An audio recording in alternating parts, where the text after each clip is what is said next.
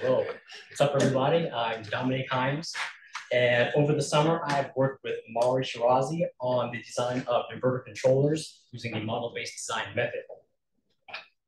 Here's my presentation overview. So first I'm going to explain what the overarching goal is. I'll then go over the objectives that I had to meet in order to achieve that goal. Then I'll go over some background information regarding why this is actually important. Then I'll go over what the model-based design method entails. Then I'll talk about the lessons that I learned along the way. Then I'll conclude. All right. So what exactly is the goal of the project? Well, the overall goal of the project was for me to design an inverter controller using the model-based design tools. And the objectives that I had to meet in order to achieve that goal is twofold. So the first was just to get me familiarized with inverters, how they work, and how to actually control them.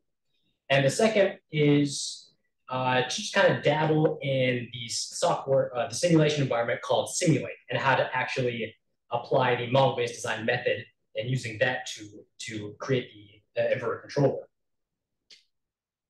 All right, going over some background information into why this is actually important. So many rural communities in Alaska depend on diesel generators to fulfill their energy needs. And often many people have to spend much of their income in order to achieve or fulfill those energy needs. So what can we do to mitigate those costs? Well, we can decrease the demand for diesel fuel, but simultaneously increase the supply for alternative energy sources. And these include stuff like solar photovoltaic cells, wind turbines, battery energy storage systems, etc. And those are commonly referred to as inverter-based resources. And the reason why is because you need an inverter to convert the source of electricity into a form that is actually appropriate for the AC grid. But what entails that? Well, the inverter needs a brain. It needs a controller to tell itself how to actually respond to the changes in the dynamics of a power system, right? And so the model-based design method gives us a rapid way of developing, testing, and verifying the inverter controller. And so what we can then do is go to a place like the ETF, and then you can then test to see how the inverter, what's the word I'm looking for? How it does on a microgrid scale, right? And so then you can use the data from that to then identify the type and the accuracy needed to actually accurately model these converter-dominated power systems, right? And then that actually goes back to how we can actually create better controls, right? So then we can use those models to get better controls that will meet the specific needs of the specified rural area, right? And so kind of tying this all together, why exactly this is important. The model-based design method is important because it allows a rapid way of testing, verifying, and creating inverter controllers to meet the specific needs of rural communities in order to mitigate the cost of energy. All right, so the main research method that I use is the model-based design method. It's defined differently according to different people. But as for Mari and I, there are 4 steps. So you have model in the loop, software in the loop, controller hardware in the loop, and then power hardware in the loop. So that's mill, sil, chill, fill. Try saying that 5 times. So here's a visual entailing what each step entails, right? So model in the loop, basically what you do is you go to Simulink and you create your model and you run it and you see how it does. If it's good, then you can go on to the next step, which is software in the loop. You go to your controller model, and you actually create C code out of that, right? And so from there, you're really just trying to see if the code can actually be implemented on a piece of hardware, right? So once that is verified, you can then go onto controller hardware in the loop, or processor in the loop, as some people call it. And so you take that C code and then actually implement that into the hardware, and then the hardware then interacts with the simulated environment. And then once you confirm that the stability or the control system is stable and that the simulated inputs and outputs are correct, you can then go on to the final step, power hardware in the loop, or just hardware in the loop. And that's where we actually combine the controller or the brain of the inverter and the actual inverter itself. and you can make that interact with the simulated power system that is run on a real-time system. I've been using the word inverter controller a lot, so many may not know what that looks like. Many people may think that it's actually scary and big, but it's actually not. That little black chip that you see right there, that is the actual controller. That is the brains of the inverter. And the blue board that you see right there is just the surrounding passive components needed to operate it.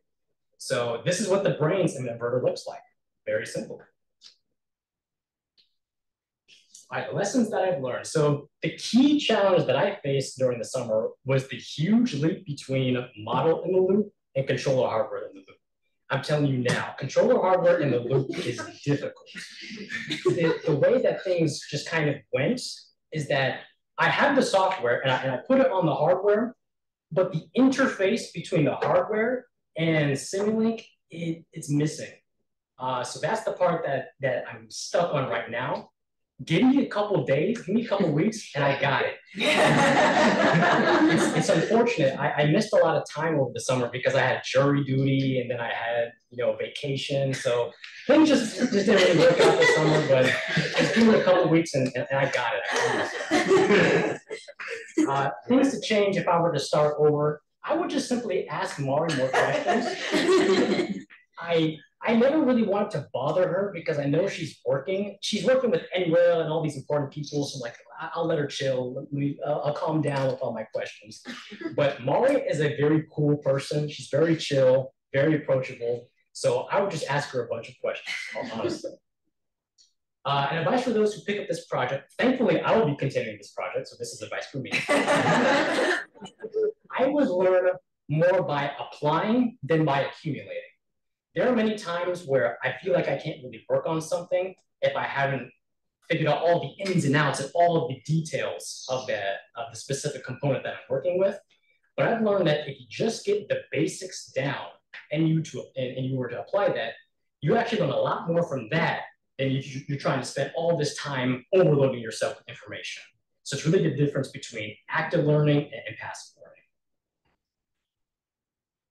All right, so to conclude, the part that I both least and most enjoyed was actually the process of struggling. I love struggling. Let me explain that. So I use struggling as kind of a two-edged sword. The part that hurts and the part that cuts are the plateaus that you face sometimes. There are times where I felt like I really wasn't learning and I wasn't really making a lot of progress during the day. But after a while, though, the part that heals you is that once you get over those plateaus, you look back on your struggles and you're like, wow, I really learned a lot. And just like RJ, my archetype, my number one archetype was learn. I love learning. So going through the struggle and learning was the most satisfying feeling that I felt throughout the summer. And the successes, unfortunately, while I couldn't get up to the final stages of the model-based design approach, controller hardware in the loop, power hardware in the loop, I was still able to figure out the operation of inverters. I was still able to figure out how to control them, different modulation techniques, and how to actually apply control principles to controlling the inverter. So overall, this was a very, very successful summer. With that being said, thank you for listening.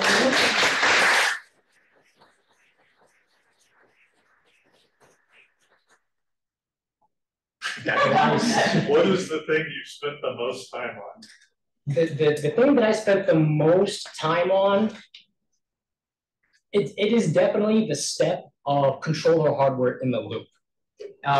It's a combination of figuring out what the exact control system was, and then seeing how to interface the physical hardware that actually had the control code onto Simulink, which is the simulation environment.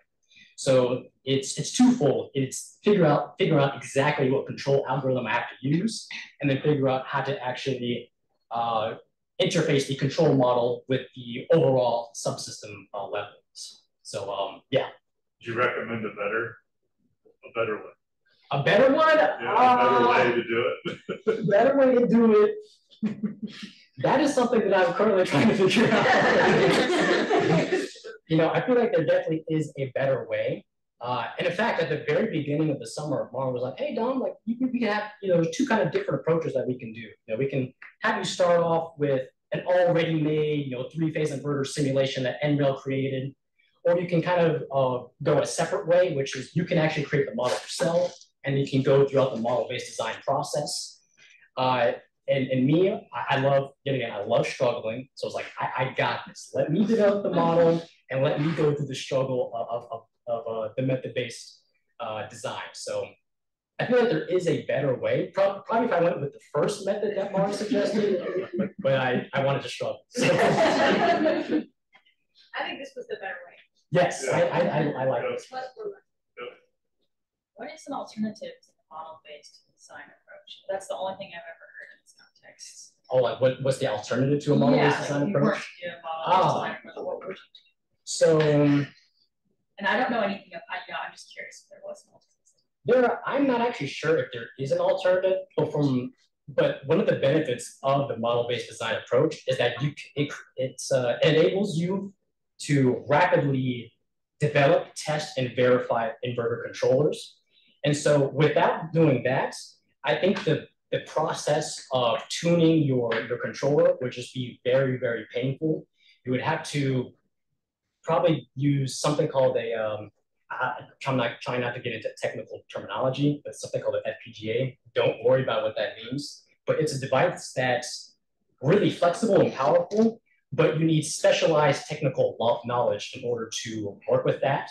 So one of the ways that you can kind of ease up on the learning curve, instead of having to go the hard FPGA way, you can go this model-based design way of going into simulate a nice simulation environment and then just playing block diagrams from there. So yeah, hope that answers your question. As a fellow learner, what was your favorite thing you learned this summer? My favorite thing that I learned this summer were the modulation techniques. Don't worry about what modulation means. Just know that it's a thing. And there's something called sinusoidal pulse width modulation. And that is a technique that is used to actually help control the inverter. After learning that, I was like, holy crap, this is awesome. Because Dr. Weiss back there, he taught power electronics a couple semesters ago. And it was my favorite class. We got to learn about DC-DC buck converters and power electronics in general, and rectifiers as well. But unfortunately, we couldn't get to the inverter side. But inverters is just like a whole another world of amazingness. So have you ever, you have a computer, and so you see like a block that you have in like your computer power plug. That block is actually a rectifier. So it rectifies AC wall outlet into direct current, right? But the inverter says, I'm actually do the opposite.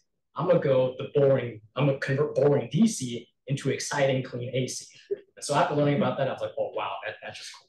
That's awesome. That's awesome.